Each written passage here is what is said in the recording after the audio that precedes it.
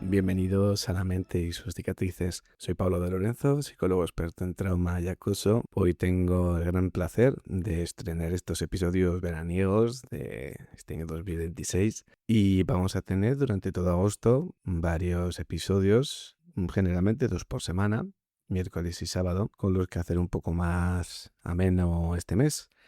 No van a ser episodios entrevista, ni tan densos quizás como los de la temporada usual. Después de agosto retomaremos la segunda temporada hasta el final de la misma. Y hoy quiero hablar de un tema que para mí es muy interesante, que es la idea de los vínculos parasociales, que son relaciones psicológicas asimétricas con figuras que no nos conocen de la misma manera en la que nosotros podemos sentir conocerlas.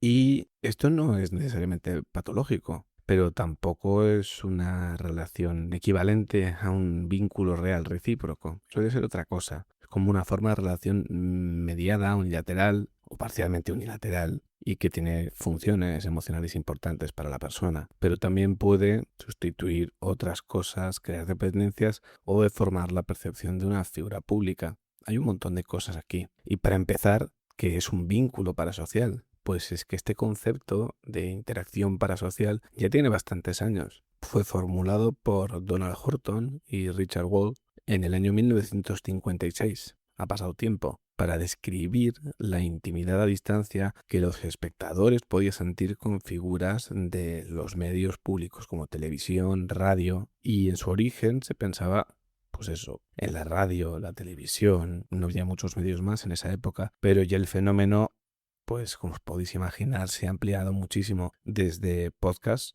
YouTube, Twitch, Instagram, pues OnlyFans, TikTok. Es que hay un montón, personajes ficticios o incluso chatbots. Y la clave no está solo en ver a alguien, la clave está en la repetición y en la forma de esa comunicación. Por ejemplo, una voz que aparece cada semana, una cara que mira a la cámara, alguien que cuenta detalles de su vida, pues un creador de contenido que habla como si hablara directamente al oyente, o gente que se vuelve parte de la rutina cotidiana, pues cuando conducimos o cuando hacemos las cosas que tenemos que hacer o damos un paseo. Con el tiempo, pues esa presencia que realmente es impersonal puede acabar adquiriendo pues cierto peso afectivo, y el vínculo parasocial no va a exigir reciprocidad real. La figura pública no sabe ni quiénes somos o no nos conoce de forma significativa, porque es que puede haber casos en los que haya una pequeña interacción, por ejemplo.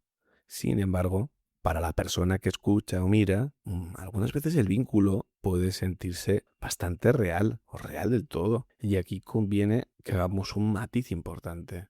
Que algo sea unilateral no significa que sea falso en sus efectos. La emoción pues puede ser auténtica, aunque la relación en sí sea asimétrica. Y con esto evitamos los errores. El primero sería ridiculizar el fenómeno, como si solo fuera cosa de adolescentes o personas inmaduras o de gente mayor que habla con la tele. No tiene nada que ver. Y el segundo sería romantizarlo, como si toda cercanía mediada fuera un gran apoyo profundo.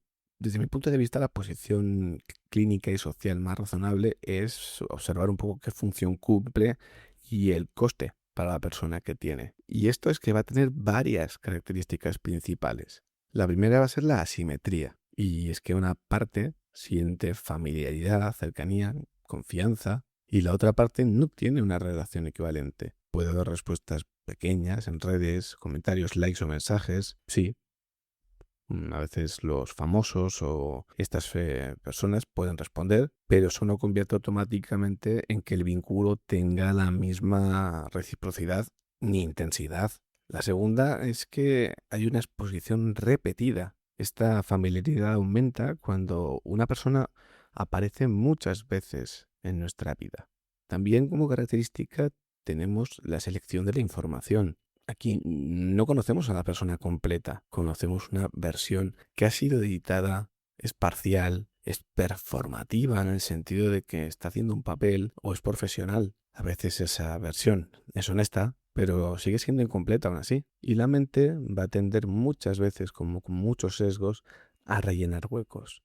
Y donde faltan datos, pues aparece la fantasía. El cuarto punto va a ser la función emocional, porque estos vínculos ayudan muchas veces a regular la ansiedad, a anestesiar la soledad o amortiguarla, a sostener identidad y ordenar pensamientos. Pueden servir como modelo o generar pertenencia a un pequeño grupo o a una comunidad. En algunos casos la persona no busca entretenimiento, busca una forma de presencia tolerable, es un acompañamiento muchas veces. Y la quinta característica es que tiene un bajo coste relacional. Aquí un vínculo parasocial no exige negociación, no da conflictos reales, no hay ni cuidado mutuo ni reciprocidad. Esto lo hace especialmente cómodo. También lo hace limitado. Tiene una parte buena y una parte negativa. El fenómeno fan muchas veces suele ser esto un vínculo parasocial, que de repente tu actor favorito o actriz favorita pues cambie de peinado, que te ofenda, pues puede ser curioso. Y a nivel de interacción, relación y la forma en la que se produce este apego parasocial, va a haber varios niveles. Es que la interacción parasocial ocurre en el momento puntual en el que sentimos que una figura, por decirlo así, nos habla, nos mira o nos incluye. Ocurre durante consumos de contenido. Por ejemplo, escuchar un podcast y sentir que el locutor nos está acompañando. La relación parasocial aparece cuando esa sensación se estabiliza en el tiempo y la persona espera nuevos episodios y la trayectoria de la figura puede llegar a recordar frases, anticipa su reacción ante temas, como que va entendiendo a esa persona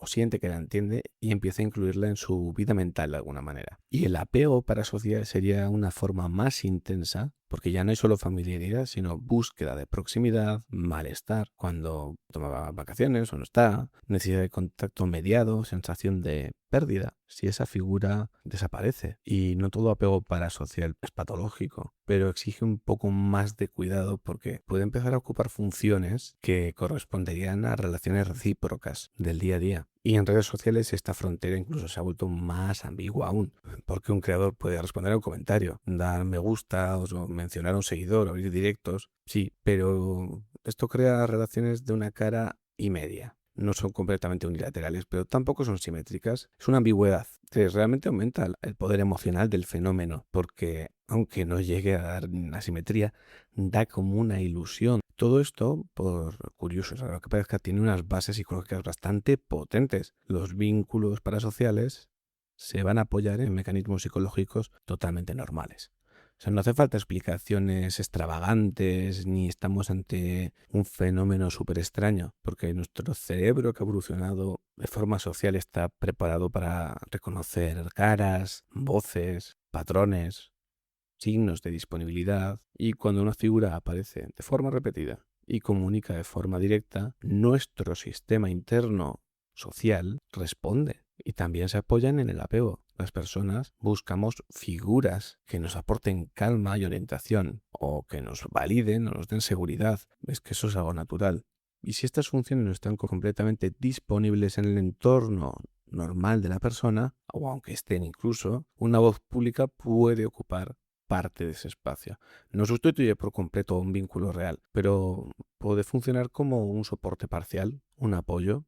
Además, la persona suele generar identificación como fenómeno psicológico. La persona puede sentir, esta persona entiende algo de mí, dice algo que yo no sabría decir o que no sabía decir, representa una parte mía, tiene heridas parecidas, o ha construido una salida posible. Y esa identificación reduce bastante vergüenza porque transforma las vivencias privadas en algo compartible, se siente identificada.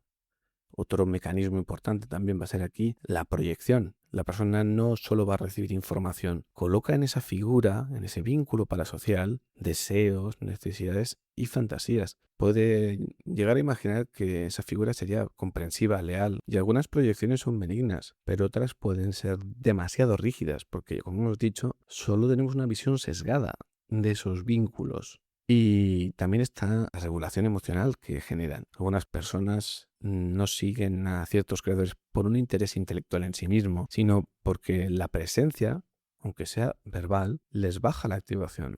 Una voz, un formato, una rutina. Pero el problema aparece cuando la persona ya no puede regularse de otras maneras. No es que se convierta en una droga en sí, pero sí que depende de ello para poder regularse. Y después de estas explicaciones y bases, me gustaría explicar un poco pormenorizadamente 10 tipos de vínculos parasociales. Bueno, el primero de ellos va a ser el vínculo de compañía. Y este es el con probabilidad más frecuente. La persona escucha y la figura funciona como una especie de presencia de fondo. Lo que hay es compañía, porque la función principal es reducir soledad y generar una sensación de continuidad, de que hay alguien ahí. El segundo tipo de vínculo parasocial es el de guía o mentor. Este es un tipo de figura que aporta orientación. Puede ser un psicólogo, divulgador, un profesor, un médico, un filósofo. Y la persona siente que aprende a pensar, que obtiene lenguaje o que recibe una dirección. Hay alfabetización psicológica, reflexión, organización del pensamiento, aunque el riesgo es convertir al creador en una autoridad total o evitar ayuda personalizada cuando de verdad hace falta. El tercer punto serían los vínculos de identificación. Y aquí la persona no solo admira, aquí se siente reconocida, siente que esa figura expresa algo que ella también vive. Y puede ocurrir con creadores que hablan de trauma, adicciones, duelo, sexualidad, enfermedad o marginalidad. Y esa identificación puede reducir la vergüenza propia. Aquí tenemos también el riesgo, que es fusionarse con la narrativa ajena y dejar de observar las propias diferencias que tiene uno mismo con el modelo que le están mostrando. Pasamos al cuarto punto, el vínculo aspiracional. Y aquí la figura representa una versión futura del yo, como una especie de anhelo, más disciplinado, más atractivo, más culto libre, o bueno, en muchos aspectos. Este tipo es muy explotado por el mercado, porque aquí se suele mercantilizar bastante. Y aquí hay influencers de productividad, de fitness, de estética. Muchas veces venden un estilo de vida antes que una propia idea. Y pueden motivar, sí, pero también pueden producir comparaciones crueles. Generan ese consumo aspiracional y sensación de insuficiencia. Eh, el quinto, el vínculo romántico, erotizado, que es más común de lo que parece. Y aquí la persona desarrolla deseo, tiene una especie de enamoramiento, fantasía afectiva hacia esa figura pública o ese personaje o creador. Y puede ser una fantasía inocua o, por otro lado, una fijación súper intensa. La función puede ser evitar el riesgo, por ejemplo, de una relación real en la que pueden sostener deseo sin exponerse o crear una reparación imaginaria. El sexto punto, el terapéutico de sostén, y es frecuente con contenidos de salud mental. Aquí la persona siente que una voz le ayuda a entenderse y le da palabras. Puede acompañar realmente en momentos difíciles. Es importante matizar que no es terapia, pero puede funcionar como un puente hacia la terapia o como apoyo psicoeducativo. El séptimo punto es el vínculo comunitario o de tribu. Aquí el vínculo no se dirige solo a una figura, sino el mundo que se organiza alrededor. El fenómeno fandom, los seguidores, oyentes, foros, los directos, grupos de Telegram o Discord que se generan. Aquí la persona siente pertenencia al grupo y la comunidad puede ser reparadora si da lenguaje a cosas que no puede expresar y ofrece compañía, pero también puede generar pensamiento de grupo, una forma de sectarización suave, ataques a disidentes o dependencia del propio ecosistema que se ha generado. No es tan inocuo como parece, tiene un reverso bastante oscuro. Está, por octavo, el vínculo de rescate o defensa. Aquí la persona siente que debe proteger a la figura, defiende al creador, artista o famoso ante cualquier crítica, se convierte casi en una especie de guardaespaldas. Vive los ataques externos hacia esa persona como ataques propios. Aquí vemos mucho el fenómeno fan. Puede dar propósito y pertenencia a la persona, pero fácilmente se puede convertir en agresividad grupal. En el fondo, a veces la figura conocida funciona como una extensión de la identidad. Para estas personas, defenderla equivale a defenderse a sí mismos. Luego, como noveno punto, estaría el vínculo hostil. Y aquí es un tema peculiar porque no todos los vínculos parasociales van a ser positivos. Algunas personas siguen a alguien que odian, detestan o les da grima. Ven sus vídeos para enfadarse. Leen sus publicaciones y van a criticar cada gesto y se organizan contra esa figura. Aquí se da una cosa muy curiosa, que es una inversión emocional negativa, porque el odio también genera o puede generar una intimidad imaginaria. El riesgo es la rumiación, la polarización y vivir pegándose a una persona que supuestamente desprecias. Es un poco paradójico. Y el 10º y último que voy a comentar es el vínculo de duelo. Y aparece cuando una figura muere, se retira, pega un cambio radical, termina una serie que la persona le gusta o se acaba un personaje de la serie y la pérdida puede llegar a sentirse real, aunque bueno, es un actor, no se ha muerto, quiero decir, o sea, puede haber cambiado el papel o cambiarse de serie o cambiar de tal. Y otros pueden invalidarla diciendo si no lo conocías, pero es que a veces no se llora solo la figura, se llora a una época de la propia vida que esa figura acompañaba. Recomiendo no ridiculizar este tipo de duelo, por a veces incomprensible que pueda parecer, pero conviene colocarlo en su lugar. Y nos preguntamos a veces, ¿cuándo es sano un vínculo parasocial y cuándo se vuelve problemático? Esto puede considerarse sano cuando amplifica la vida sin sustituirla, acompaña pero no aísla, inspira sin aplastar, orienta sin ser tirano, permite pensar porque no exige obediencia y la persona se puede permitir adorar sin necesidad de idolatrar y puede dejar de tener ese contenido sin sentir abandono, sin sentir un vacío. Ahí sería sano. Es un acompañamiento, es algo que disfrutas y ya está. También es sano cuando facilita relaciones reales. A veces los podcasts pueden dar lenguaje para hablar con la pareja, una persona puede animar a pedir ayuda profesional, una comunidad de seguidores puede reducir vergüenza y abrir conversaciones, y en este tipo de casos lo parasocial no reemplaza lo social, puede servir de puente o incluso, bueno, sin mejorar la propia vida social de la persona, pero en general se vuelve problemático cuando empieza a ocupar el centro. La persona va a necesitar saber constantemente qué hace la figura, va a sentir celos, rabia o derecho sobre la vida de la persona, cuando no tiene nada que ver con él realmente o con ella. Va a comprar productos o cursos para sostener la fantasía de cercanía. Ataca a otros en nombre de la figura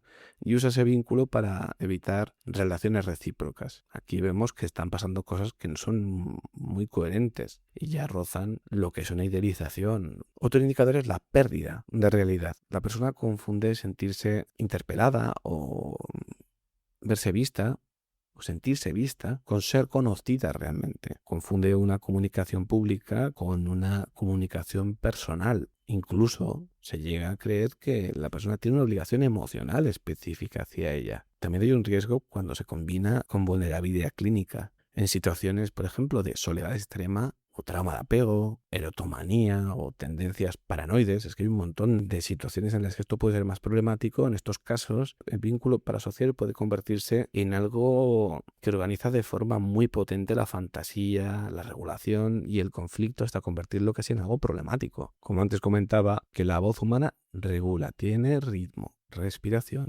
tono, pausas.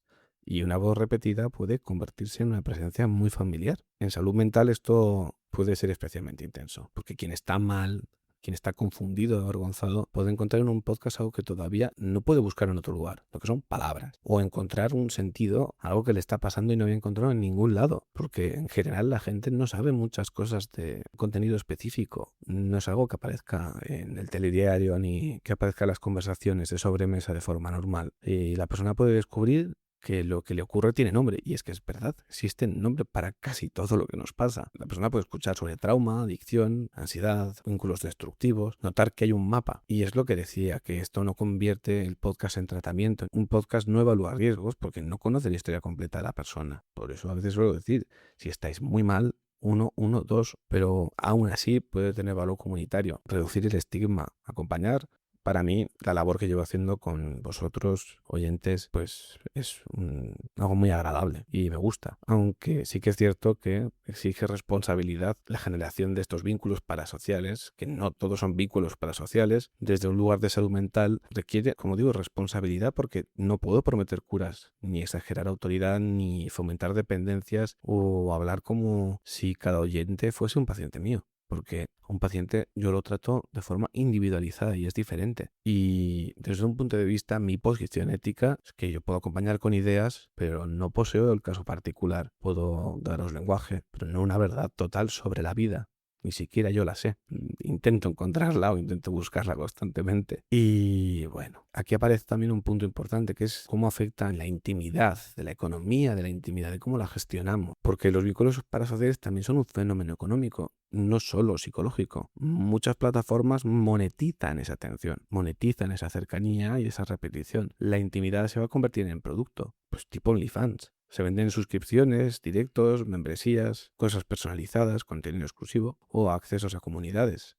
Y esto no significa que los creadores exploten a su audiencia porque sí.